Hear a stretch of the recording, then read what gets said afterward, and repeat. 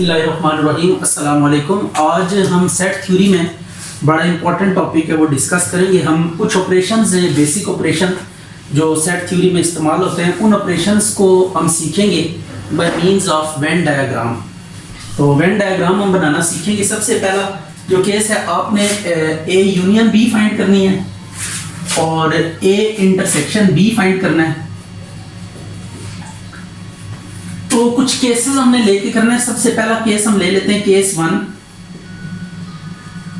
A intersection B is equal to 5। इसका मतलब ये है कि A and B are disjoint. जब डिसजॉइंट सेट्स होते हैं तो उनकी इंटरसेक्शन 5 होती है। डिसजॉइंट मीन इन दोनों सेट्स में कोई एलिमेंट भी कॉमन नहीं है। तो जब कभी भी दो सेट्स की आप इंटरसेक्शन कॉमन एलिमेंट्स देती है, दो सेट्स की या दो से ज्यादा जितने भी सेट्स की आप इंटरसेक्शन ले रहे हैं उनके कॉमन एलिमेंट्स आते हैं इसमें। तो अब इंटरसेक्शन जब आप लेंगे, अगर कोई एलिमेंट भी कॉमन नहीं है तो इंटरसेक्शन 5 आ जाएगी। ऐसे सेट्स को जिनकी इंटरसेक्शन 5 होती है डिसजॉइंट सेट्स कहते हैं। तो ये डिसजॉइंट सेट्स की सबसे पहले हम यूनियन फाइंड करेंगे और इंटरसेक्शन फाइंड करेंगे। तो सबसे पहला काम हम यूनियन देख लेते हैं कि यूनियन कैसे होगी। तो ये सबसे पहले यूनिवर्सल सेट हम प्लॉट करते हैं। दिस इज यूनिवर्सल सेट जो कि रेक्टेंगल की शेप में हमने ड्रॉ किया है। इसके अंदर अब चूंकि ये दोनों डिसजॉइंट सेट्स हैं, मतलब कुछ भी एरिया कॉमन नहीं है, तो हम ए और बी सेट्स को थोड़े से गैप पे ड्रॉ करेंगे। ये इस तरीके से आपने इनको ड्रॉ करना है। राइट हो गया। ए अलग ड्रॉ करना है और बी थोड़े गैप पे, क्योंकि नथिंग कॉमन, ए और बी में कोई चीज भी कॉमन नहीं है।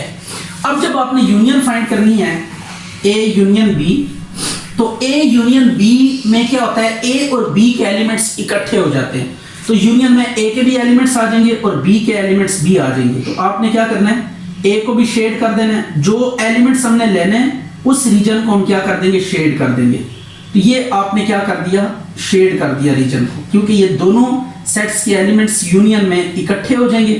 तो दैट इज वाई क्या होगा, उस रीजन को हम शेड कर देंगे जिन एलिमेंट्स को हमने पिक करना है। तो शेड में वो रीजन आएगा जो एलिमेंट्स हमने पिक करने हैं। तो अब हम यहां पे लिखेंगे lines show A union B.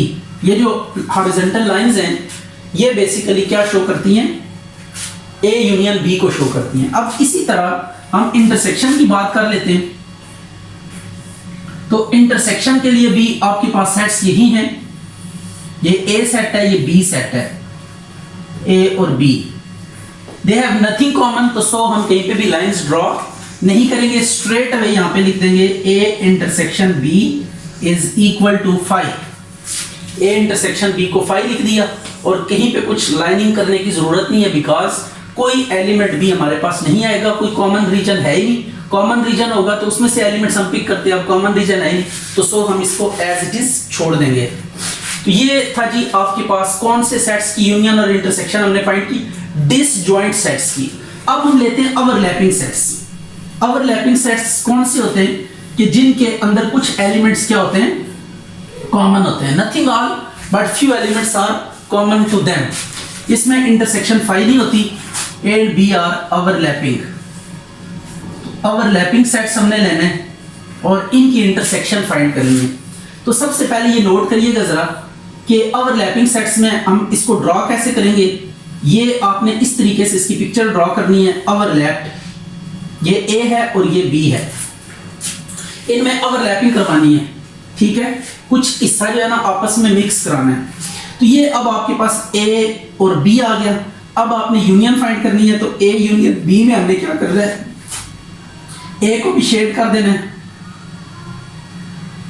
और बी को भी क्या कर देना है, शेड, क्योंकि ए और बी के एलिमेंट्स क्या हो जाएंगे, यूनियन में इकट्ठे हो जाएंगे। बट आपने डबल लाइनिंग नहीं करनी कहीं पे, might be possible that would be considered as wrong. आपने सिंगल लाइनिंग ही करनी है, यानी कि आप ये ए वाली लाइनिंग अलग करें और बी वाली अलग करें, ये काम नहीं करना। ये आ गया आपके पास ए यूनियन बी। तो आप लिख दें lines show A union B. अब हम बात करते हैं इंटरसेक्शन की। तो इंटरसेक्शन में क्या होगा, ये ओवरलैपिंग सेट्स हैं, तो सबसे पहले ओवरलैपिंग ये कंस्ट्रक्शन करेंगे ए और बी की, ये यूनिवर्सल सेट है। अब आपके पास ए और बी ओवरलैपिंग सेट्स हैं, तो इंटरसेक्शन में वो वाला रीजन आता है जो कॉमन होता है, तो कॉमन रीजन इज दिस, ये ए और बी के साथ जो कॉमन रीजन है इसमें हमने क्या करनी है, लाइंस ड्रॉ करनी है। ये कॉमन रीजन को शेड करेंगे, तो it would be your intersection among A and B. ये ए और बी की क्या है आपके पास, इंटरसेक्शन है। ये ए इंटरसेक्शन बी डिनोट कर रहे थे, यहां पे आप लिखते हैं lines show A intersection B, यानी ये जो शेड किया हुआ है जिस रीजन में, दैट इज योर इंटरसेक्शन। ये आपने ओवरलैपिंग सेट्स की इंटरसेक्शन को डिस्कस किया। अब हम करने लगे हैं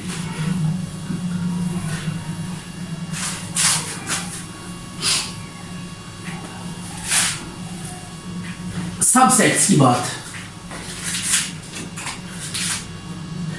A is subset of B, जब A क्या है, B का सबसेट है। तो अब आपने करना कैसे है, इसकी जब वेन डायग्राम बनाएंगे तो सबसेट को कैसे दिखाना है, ये अब हमने यहां से स्टडी करना है। तो आप सबसे पहले B वाला सेट बनाएंगे, because A is content in B। A subset है B का, मतलब A के तमाम एलिमेंट्स B में मौजूद है। तो so we plot A over here within B।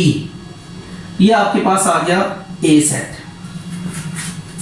तो ये A is a subset of B, तो जो सबसेट होगा वो इनसाइड होगा और सुपर सेट जो होगा वो आउटसाइड होगा। तो ये आपने A और B को वो वाला केस लिया जब A और B क्या, A B का सबसेट है।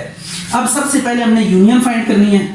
तो यूनियन में आपको पता है क्या होगा कि दोनों सेट्स के एलिमेंट कंबाइन हो जाएंगे।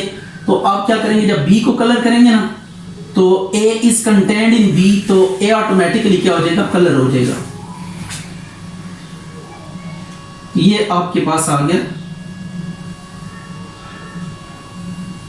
फिर बता दो, जहां पे सेट ओवरलैप कर रहे हैं वहां पे लाइन को डबल नहीं करना, क्रॉसिंग नहीं करनी।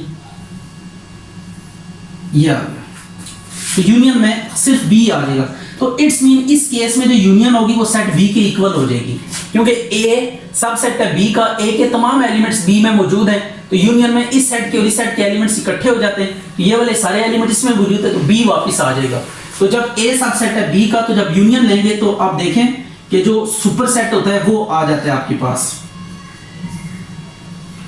Lines show A union B। अब इसके बाद इसी तरह हमने इंटरसेक्शन फाइंड करनी है। ये universal set, this one is what आपके पास B है, इसके इनसाइड हम क्या ड्रॉ करते हैं, A ड्रॉ कर लेते हैं।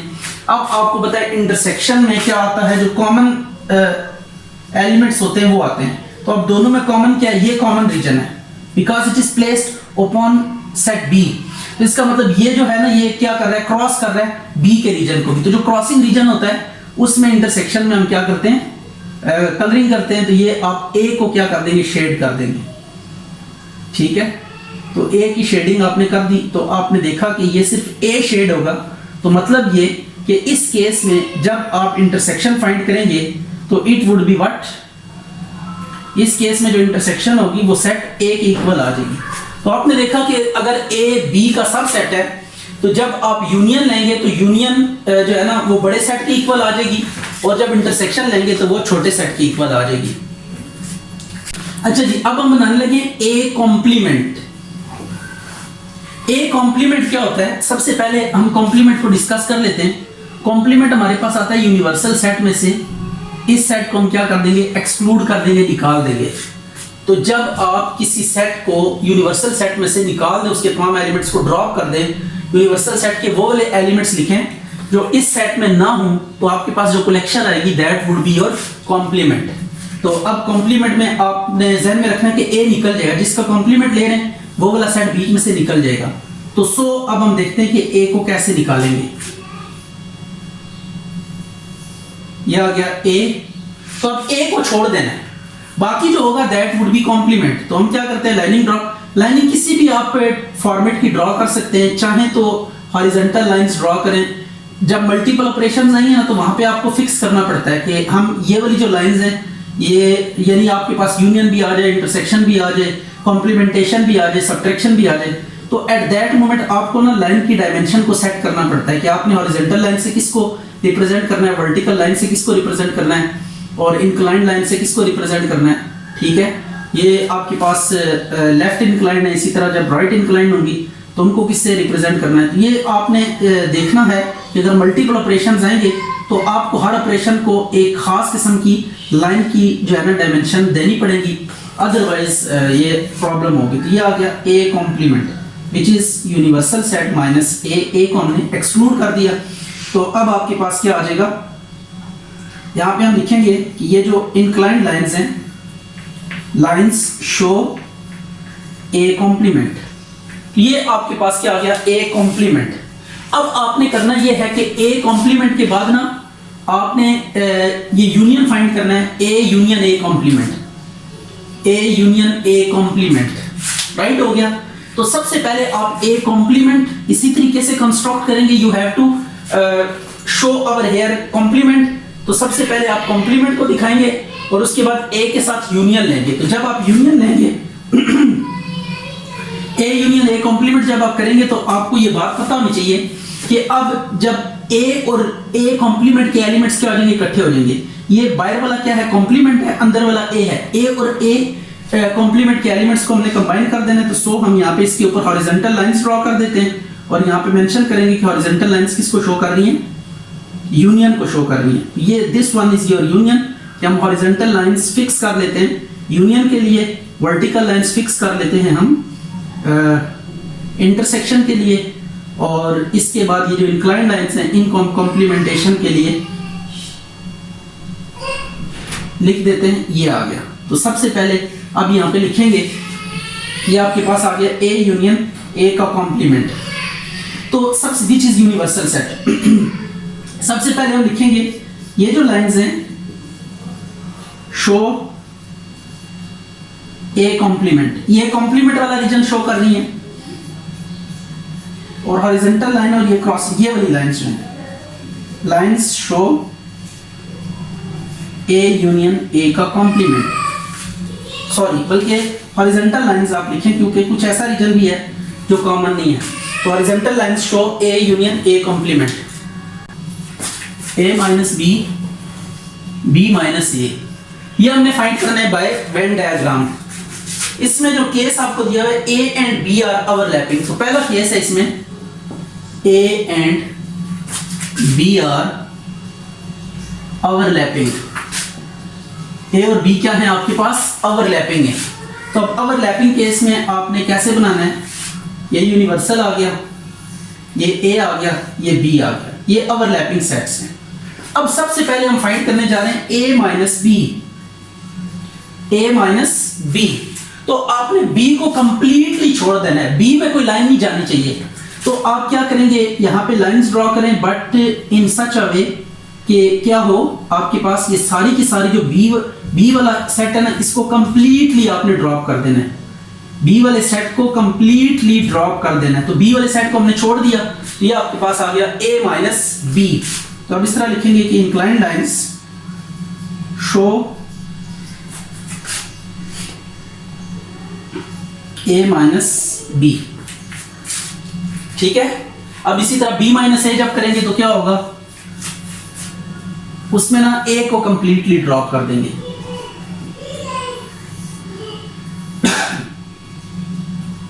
ए को आपने कंप्लीटली छोड़ देना है, सिर्फ बी का वो वाला रीजन आपने ड्रॉ करना है जिसमें ए मौजूद नहीं है। ये आ गया, आपने इस तरीके से कर दिया। तो ये आपने बी का वो वाला रीजन ले लिया विच इज बी माइनस ए। तो इसमें भी लिखते हैं कि ये लाइंस किसको शो कर रही है। ठीक है, इसको ऐसे भी लिख सकते हैं आप, शेडेड रीजन, शेडेड के आगे ये लाइंस ड्रॉ करके reason show A minus B, इस तरह भी आप लिख सकते हैं। ये आप लिख सकते हैं shaded region show A minus B. ये आपके पास दो तरह के ऑप्शन है, सेट ऑफ बी,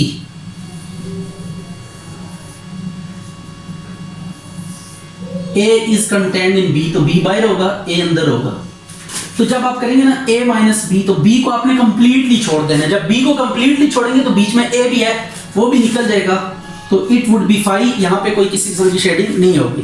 अच्छा, कुछ अब हम क्वेश्चंस ऐसे डिस्कस कर लेंगे, उनमें हमने रिजल्ट को कन्वे करना है कि ये रिजल्ट कैसे हमें मिल सकता है।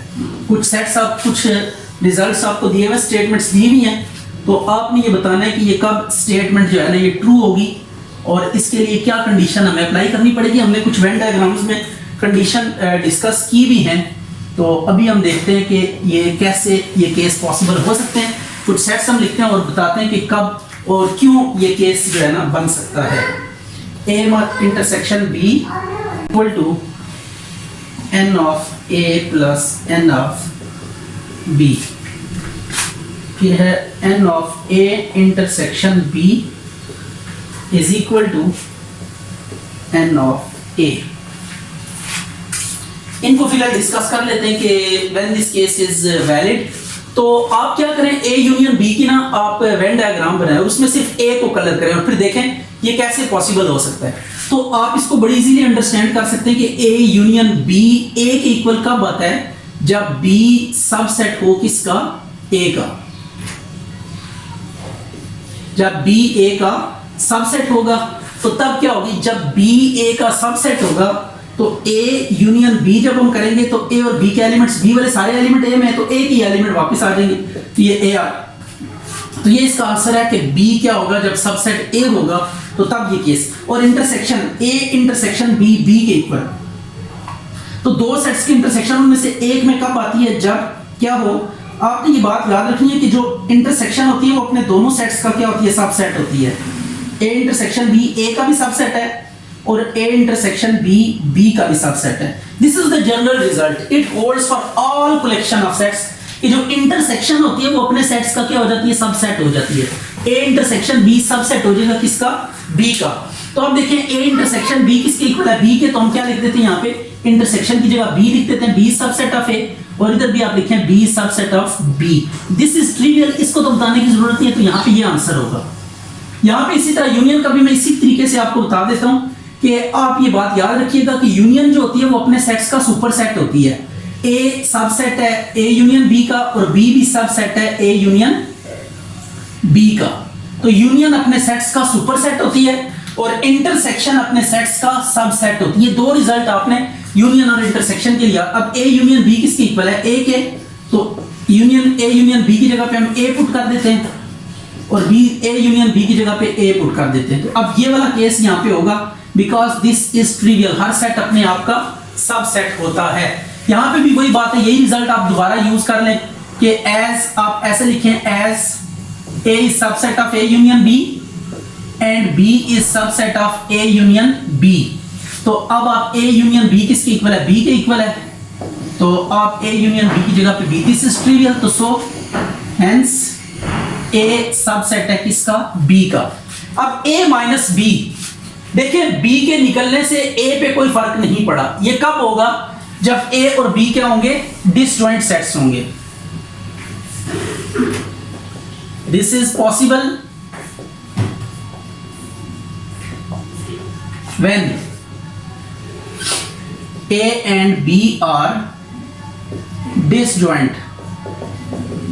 ठीक हो गया, जब A और B डिसजॉइंट होंगे तब ये रिजल्ट होल्ड करेगा, क्योंकि B का कोई एलिमेंट A को इफेक्ट नहीं कर रहा। जब हम A माइनस B कर रहे हैं तो A वापस आ रहा है, मतलब B का कोई एलिमेंट A को इफेक्ट नहीं कर रहा, मतलब B has nothing common with A, B का A के साथ कुछ भी कॉमन नहीं है।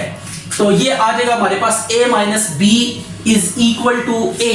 आपने एक रिजल्ट याद रखना है कि ये जो A माइनस B होता है ना, ये किसके इक्वल, हम इसको ऐसे भी लिख सकते होते हैं, A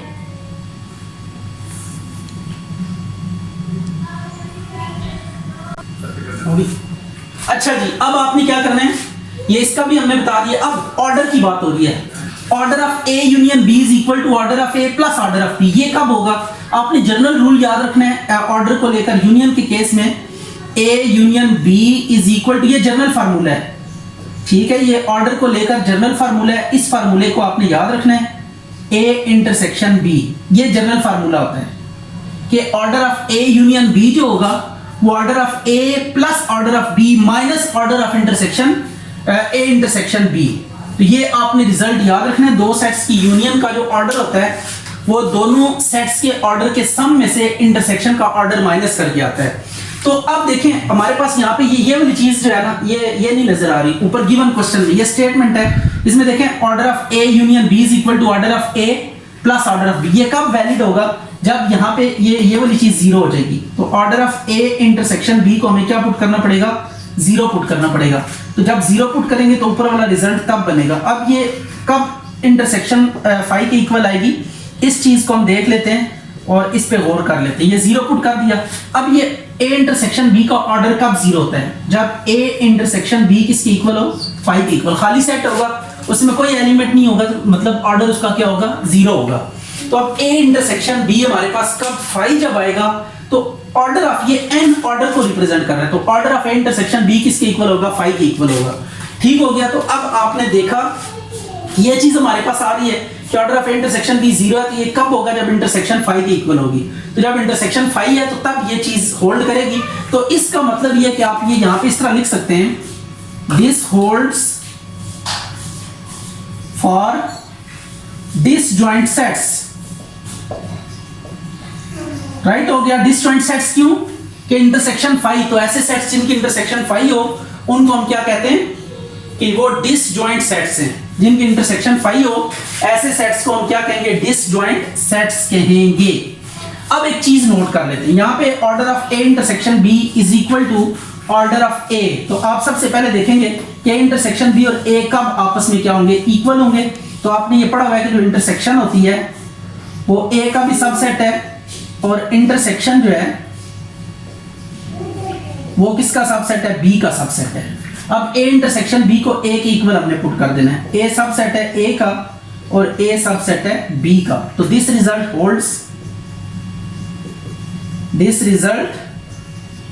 holds when A intersection B when A is subset of B. जब ए बी का क्या होगा? सबसेट होगा। तो उस केस में ये रिजल्ट क्या करेगा? होल्ड करेगा। Order of A intersection B is equal to 0. What does it mean? This implies A intersection B is equal to 5 और क्या लिख सकते हैं? A and B are disjoint। ये इस केस में ऑर्डर इंटरसेक्शन का 0 के इक्वल आएगा। A यूनियन B किसके इक्वल है? यूनिवर्सल सेट के। दो सेट्स की यूनियन अगर यूनिवर्सल सेट हो तो इसका मतलब क्या होता है कि या तो ए बी कॉम्प्लीमेंट के इक्वल होगा या बी कॉम्प्लीमेंट ए के इक्वल होगा। In this